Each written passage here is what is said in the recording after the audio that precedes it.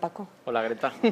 Bueno, es un placer tenerte hoy aquí. Igualmente. Vamos a contarle, para empezar, si te parece, para abrir boca un poco más a la gente sobre el personaje.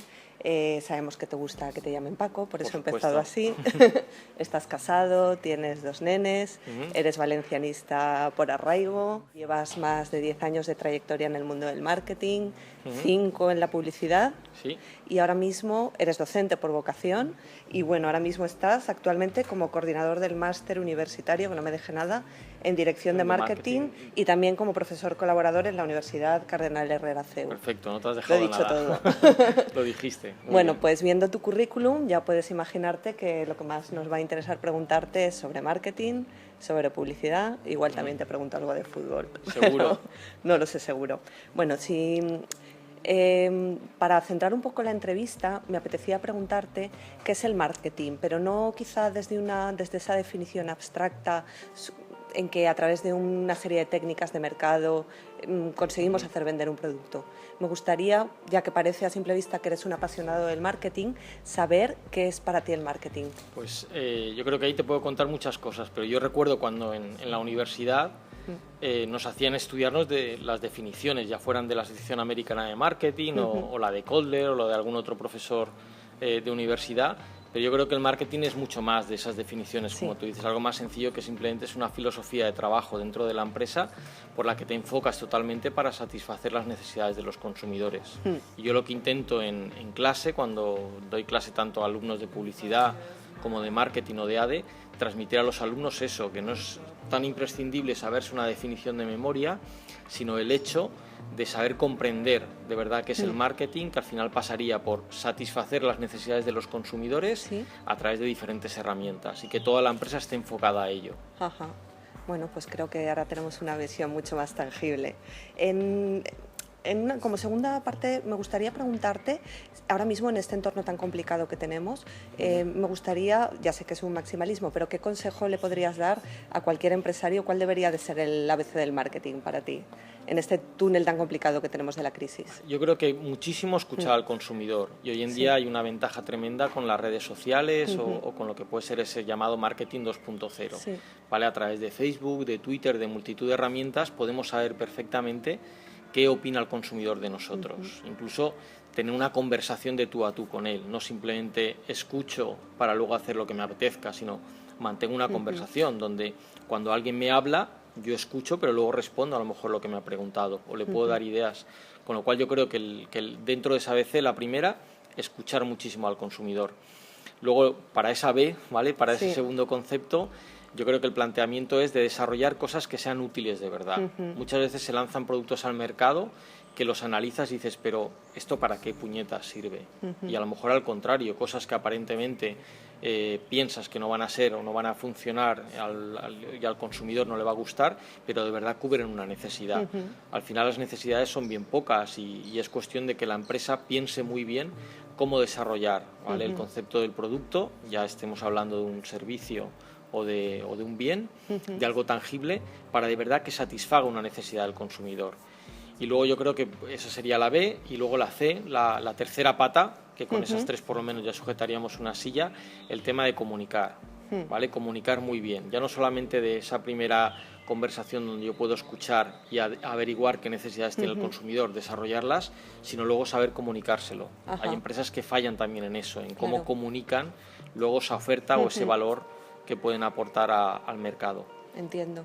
Pues mira, me parece muy interesante que lo hayas abordado desde este prisma, porque mi siguiente pregunta precisamente, cuando preparaba esta entrevista, pues lo primero que me venía a la cabeza era preguntarte en cuanto a tendencias dentro del marketing. Pero te quería preguntar precisamente cómo ves tú que este desarrollo de las nuevas tecnologías le hayan permitido al consumidor contar con una voz propia que quizá no tenía hace unos años, que era impensable, y cómo crees que tiene que ser ahora mismo ese diálogo. Las marcas están en manos de sus consumidores, ya no pertenecen a las propias empresas, ya no pertenecen a grandes holdings o a grandes multinacionales, sino que pertenecen directamente a los consumidores. Y a través de detalles pequeños o ejemplos como le ocurrió a Pizza Hut, que a través de un vídeo grabado por unos chavales que trabajaban en un Pizza Hut, consiguieron que las acciones de la empresa cayeran tantísimo que la empresa tuvo que salir de bolsa y quebró. O sea, hay multitud de empresas y de detalles que lo que nos transmiten es que este cambio lo que ha hecho es poner en manos del consumidor todas las marcas, absolutamente todas. Cualquier gran compañía al final está en manos de nuestros consumidores. Yo creo que eso es muy positivo. Sí. Y además el consumidor no es tonto, o sea, sabe muy bien cuándo hace las cosas y cómo elige. Entonces yo creo que en ese sentido ha salido ganando tanto la marca, tanto las empresas, como propiamente el consumidor al tener este poder. Y yo creo que es un cambio de paradigma que nos tenemos que acostumbrar. O sea, ya no van a volver los tiempos en los que una empresa podía hacer lo que quería, comunicaba lo que pretendía y el consumidor tenía que escuchar y callar y casi que obedecer. Sí, es cierto. Esto ya no es así. Ahora el consumidor incluso es partícipe de la creación a veces de los productos. Lo vemos con el crowdfunding y con un montón de conceptos donde el consumidor se hace partícipe de los proyectos. ¿Tú dirías que incluso puede que nos encontremos ante una nueva forma de relación? Por supuesto, sí. Pero además un cambio que ha ayudado ciertamente la tecnología, ha ayudado que esa tecnología a través de Internet está extendida y que hoy en día pues es más fácil incluso acceder a través de un terminal móvil en cualquier país remoto de África a una página web de una multinacional que cualquier otro concepto. O sea, es muy accesible incluso en todos los mercados. Entonces eso yo creo que cambia totalmente en la forma en cómo nos relacionamos entre nosotros. Lo vemos con el WhatsApp, lo vemos con Twitter, con multitud de herramientas. Exacto, y sobre todo la facilidad de contacto que tenemos, de poder contactar con una persona en la otra parte del planeta, ¿vale? o con cualquier marca. Y yo creo que eso es muy bueno, es muy... O sea, si se utiliza de una forma adecuada podría convertirse en una ventaja. Yo creo que por supuesto es una ventaja. Otra cosa es que ciertos sectores o ciertas marcas o ciertas compañías todavía no estén... Lo perciban con un poco de miedo. Con un poquito de recelo de pierdo el poder, pero tienes que acostumbrarte que ha cambiado la estructura, son diferentes las estructuras, eso ya es como democratizar en cierta manera la marca, vas a pertenecer a todos y ya no son unas elecciones cada 4 años, ¿vale? Como en un sistema político occidental, sino que lo que nos va a ocurrir es que continuamente la marca se está valorando frente al mercado con esas opciones de que a través de un tuit pueda hablar mal de alguien y hacer que pues tiemblen las acciones de esa compañía en la bolsa. Saber convertir eso quizá en algo positivo. Sí, yo creo que es positivo porque al final tiene que la marca estar muy pendiente de los consumidores y luego también el consumidor al final interactúa mucho con la marca, hasta el punto de, pues, el otro día un alumno me comentaba de que compra un bote de Coca-Cola y entonces cuando se lo va a beber se da cuenta que está medio vacío, está sellado el bote, pero está medio vacío, por lo visto tiene algún poro que él no detecta.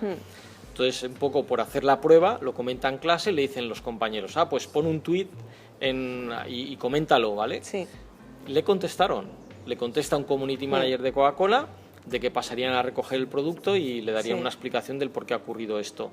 Pues en menos de una semana han pasado por su domicilio, han recogido el bote de Coca-Cola, aún no le ha llegado el producto que le dijeron, pero vamos, ha tenido una reacción rapidísima en responder a través de las redes sociales por un lado y luego por el otro en la posibilidad de interactuar con una marca y de poder hablar de tú a tú con ella.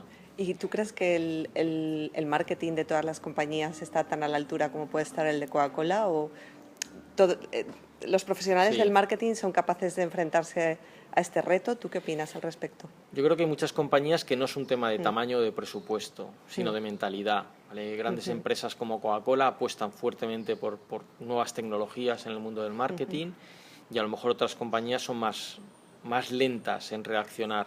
Pero yo creo que es independiente del tamaño, más bien al contrario. Una pequeña empresa lo tiene muy complicado, pero sí que puede interactuar con sus consumidores a través de redes sociales. Entonces, yo creo que encima beneficia a los pequeños frente a los grandes.